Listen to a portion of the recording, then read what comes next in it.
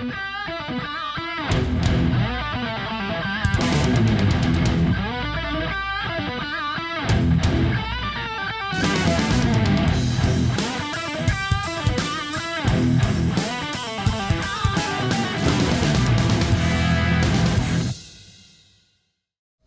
my name is Rich Howard, owner of Architectural Builders Supply. This video is to bring you a closer look at the Dorbin 57B Satin Brass Interlocking Threshold. This is, every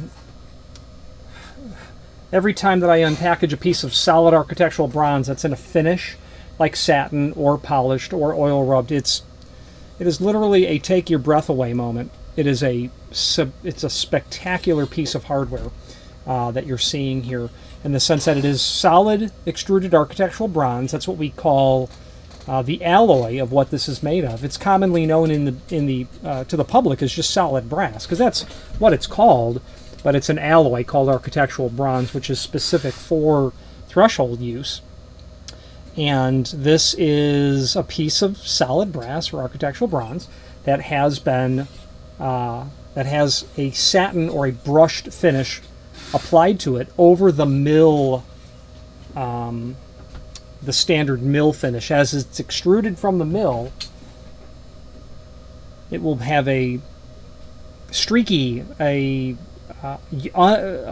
completely lack of uniformity type finish to it, and people will order mill because they want it to patina immediately with exposure to the environment. That was close.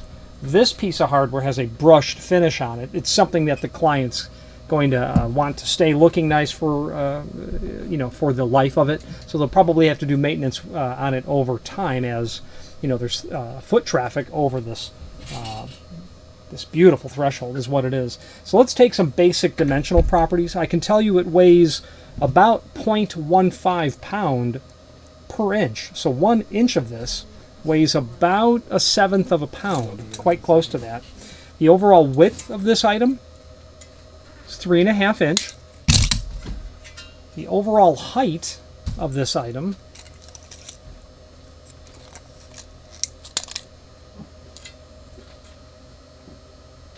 appears to be about 5/8. Yeah, about 5/8. An important question that we do get from clients time to time is, what is the relationship between the threshold face and perhaps where the interlock would connect to. You can see that's about 3 1/8 inch. To the top of the profile, or the saddle portion, the plateau is about 1 9/16 inches or so. This is going to come standard as drilled and countersunk for screws. Being an interlock, that means inherently it's going to include a hook strip. This is a J hook is what we call this. If you use your imagination, you can see why. I like the design of the Dorbin hook strip, and I'll tell you why in a moment. This is going to include enough nails and screws to get this attached completely, is what it is. Now the question becomes is, why would you want this threshold, this confluence of features on a threshold? Let's talk about that now. As I had said earlier, it's really stunning when you see such a beautiful piece of architectural hardware. This material is extremely expensive. It's solid bronze thresholds are hundreds of dollars per foot.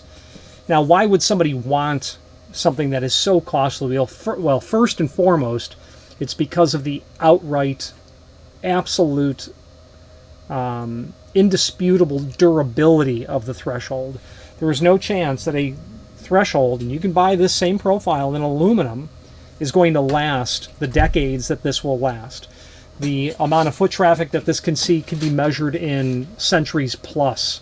This is such a long-lasting, durable piece of equipment. That's why you might consider such a thing. The front doors of City Hall in Chicago, those are all bronze or brass thresholds are there. Those are decades and decades old. There's a high-end hotel in town that has brass thresholds on the exterior openings, and they are polished, I wouldn't say on the daily, but they're polished routinely, where they always look as a highly polished reflective surface. And when you want that sort of durability, certainly then the look of a true architectural finish, whether it be that polished I just mentioned or brushed satin brass like this, okay, or you want mill finish because you want it to patina naturally with exposure to the environment. People want an old look. That's why some people might want copper gutters, because they want it to patina with time. Mill is used for that sort of requirement. You could also take this and do an oil rub bronze process over it. Somebody may want a true oil rub bronze threshold. You can do that. You don't have to have anodized aluminum or powder coated aluminum. You can have true oil rub bronze, 613 finish. Being architectural bronze, you can do anything to it. You can plate it. You want this to be polished chrome, you can do that. It wouldn't be recommended because the plating will eventually flake off because you've got traffic going over it. I did quote a couple of weeks ago a client who wanted black. Well, you can't get this in black because black is plated or powder coated, but we were able to quote solid architectural bronze for the durability and then powder coated black. They wanted black. Powder coating is extremely durable as a paint process, and the base material is exceptionally durable. So durability, finish requirement, durability requirement, finish requirement. A third reason you would use this is, depending on where you are, the median home value can be this, or it can be this, or it can be this. Well, if you're working on those home values, you're not putting in aluminum. One job that we did many years ago, we shipped to Georgia, which was then being forwarded to Italy to a estate in Italy, in Tuscany, where the size of the property was measured in dozens of acres, and there were maybe 9 thresholds that were 60-inch, and then 89-inch, and then 102-inch. So whatever the value of that estate in Tuscany, Italy was worth, the value of the hardware does seem to go in lockstep or in proportion with the value of what it is that it's being installed into. So you might just be building an $8 million home and you've got 4 exterior doors and you're not putting in aluminum. That's the bottom line. That's another reason why you might see this. Now, switching as to why you might use an interlock threshold with the base material properties aside, let's talk about that now, because this part applies to every interlock threshold. If you've not hit subscribe yet, we would very much appreciate if you did, and hopefully you're enjoying this video. Now, let's get back to it. Now, interlocking thresholds is absolutely 19th century technology. It is. This is something that you'll see in 1860. You'll see interlock is what you're going to see, whether it be at a threshold or around the jambs and the header of a doorway. You'll always have a 2-piece system. You'll have basically some sort of a hook, whether it be a J or an L type hook or some variant of that, and it will always mechanically interlock with the other piece. And in this instance, we are mechanically interlocking with the threshold. So what happens here is the hook strip is nailed to the bottom of the door. I had mentioned earlier I like the Dorbin hook strip, and it's because it has that little hip that you can see right there, and that allows you in this flange here to get the head of the nails installed and leave enough room for the hook to engage the lip. Well, that mechanical interlock is absolutely extremely effective at stopping the intrusion of moisture. Rain's not easily going to get around like that. Obviously, metal touching metal is not very good in 21st century requirements of R values or thermal property, but in terms of mechanically interlocking and being a way to seal a threshold, and seal a threshold reliably for years, if not decades, an interlock can't be beat. Now, interlocking thresholds come in different heights. This is one that does not feature the need necessarily for a water pan. A water pan is a very thin piece of sheet metal that goes underneath here. In your mind's eye, imagine a taller interlocking threshold where when it was taller, there would actually create a trough back here that water, if any collected inside of here, would be returned back out to the face by means of prepping it for a water return principle. 3 things: water pan, and then a weep hole in the trough, which is basically nothing other than a hole drilled inside of the trough here, maybe 2 or 3 of them, and then filing the face of the threshold for the other weep hole. That's the 3rd part. So any water that got in there is the point is to eject it out to the front of the threshold. This threshold is nice, the 57B, because this leading edge has a sort of serration at the front and the back. That allows it to bite into the surface. The underside of the threshold is what mill finish looks like. That's what this threshold looked like on both sides before they put the brush finish on it. Is just what that would normally look like. So extremely effective at preventing the intrusion of water. And now I'll tell you, I said very durable, last years if not decades. Absolutely true. I had a client call and said, boy, I've got a problem with my door. Okay, what's the problem with your door? Well, I've got this threshold on the door, and we took the door off to paint the door, and we hung the door again, and now the door doesn't close. And I said, yeah, well, I know the threshold that I sold you. That's an interlocking threshold. He says, yeah, it's got the thing nailed to the bottom. Yes. Well, what the painter did was he took the door off the frame and then placed it down. And what he did was he crushed the hook.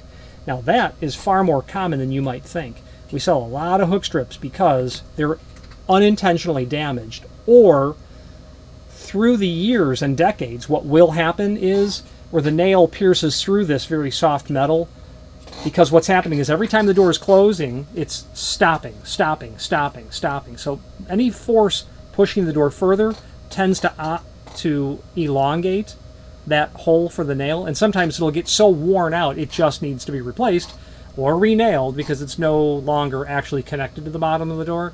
And what people do in that instance is they continue to use the door, and it gets worse and then parabolically worse. So hook strips are available separately. They are what I believe to be roll-formed bronze as well.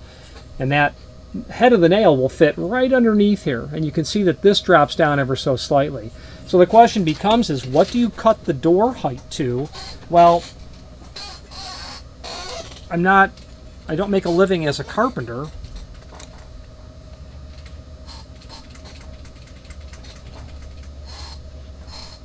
But the bottom of the threshold to the top of the plateau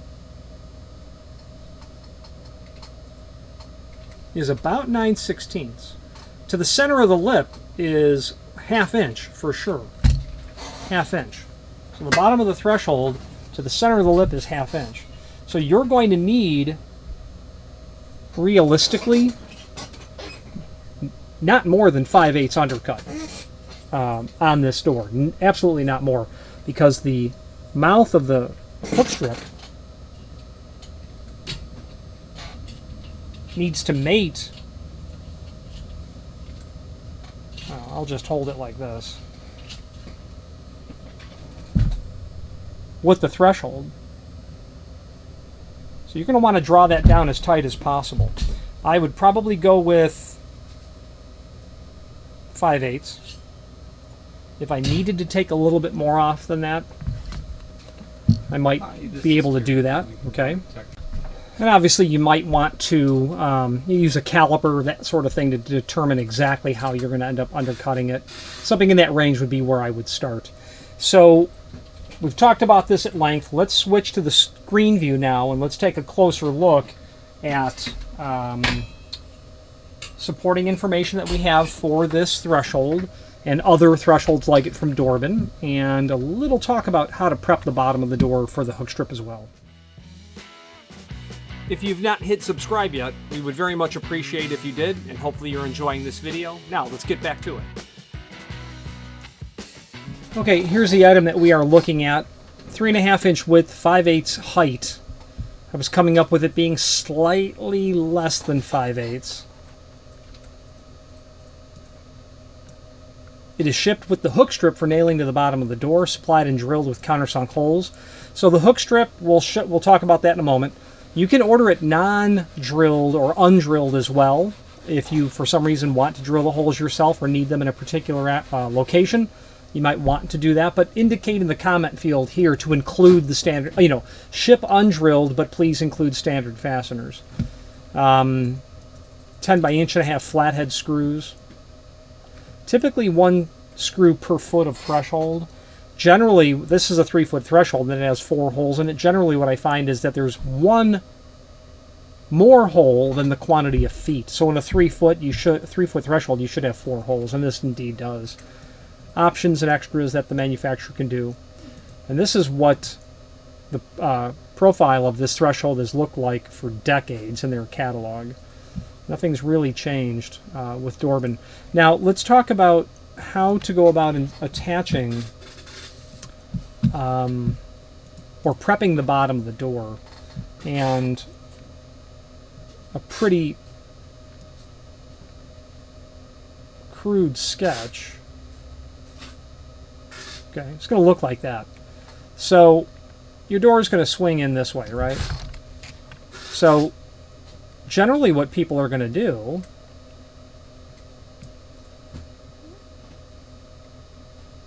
take that hook strip and nail it right there. That's generally what people are going to do. What other people will do, and what I would recommend, would be don't trim the bottom of the door, rabbet the bottom of the door.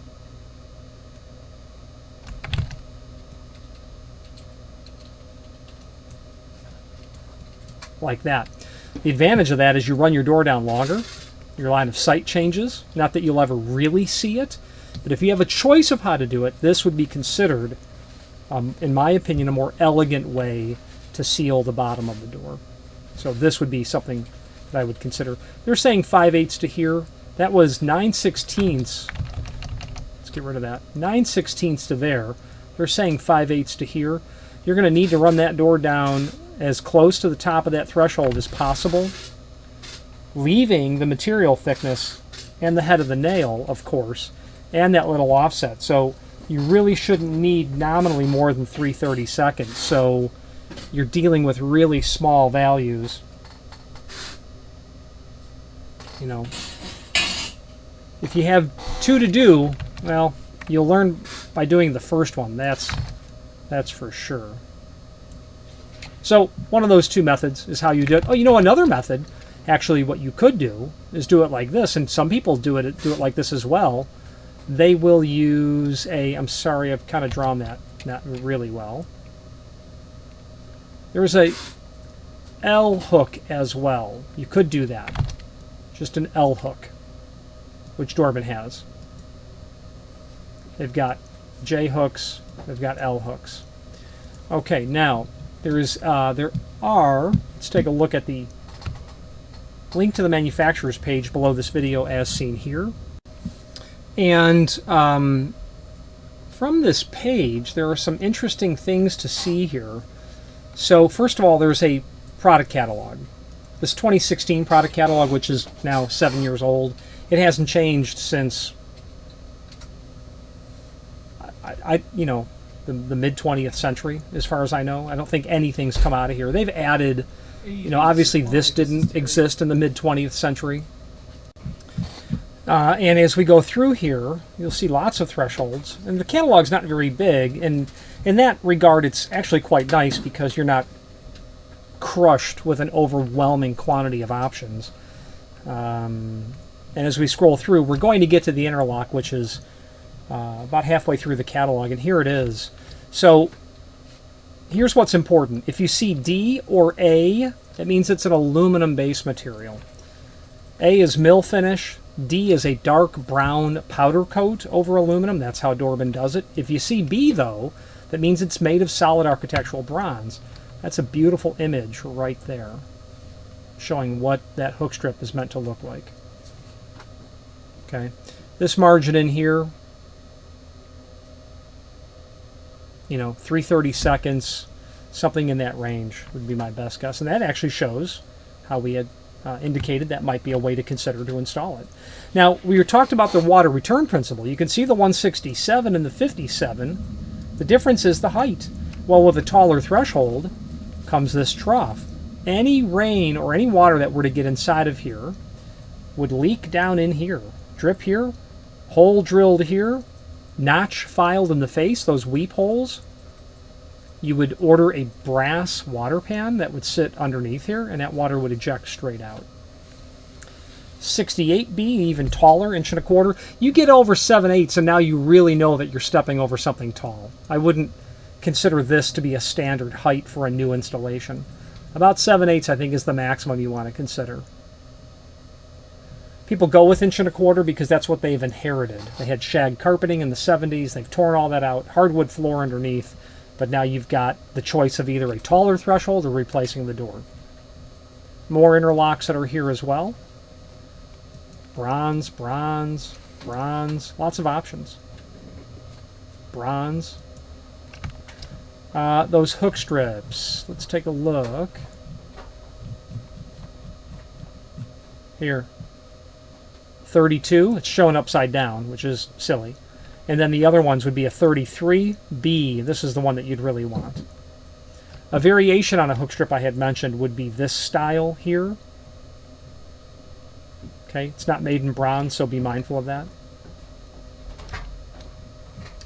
We talked about interlocking weather stripping as well. As you scroll deeper into the catalog, you will get to where you can find interlock weather stripping from Hager. And here's an example of what it looks like. Two L angles or two roll-formed L shapes, nested hooks, variation on nested hooks. So interlocking perimeter gasketing along with an interlocking threshold is really one heck of a solid way to secure a door. Very effective at keeping out driving particulate like sand. You know, if you're in the Southwest, the American Southwest, sure, you want to keep out sand, you want to keep out scorpions. Interlocking weather stripping does that obviously very well. Okay, let's wrap up this video on camera. Now, in conclusion, perhaps you'll work on a project someday that can justify the cost of such a truly gorgeous piece of American manufactured architectural hardware. You're going to use something like this when you want every component of the doorway to be as proud as every other component. It's not usual, typical. We don't sell solid bronze thresholds on a daily basis. There's no question that we don't. They will likely continue to get more expensive. But it would also be true to say that if you're looking at an average cost, let's say a cost over a day or a month or a year, you're absolutely going to be able to yield a net positive result on something that's so completely durable. This is the threshold that will and has and does last decades. Any question on anything Dorbin or the 57B, please feel free to reach out to us. Thank you. Thank you for watching, and if you've enjoyed this video, please click thumbs up, please subscribe, and maybe even send the video to someone that you know. Thank you.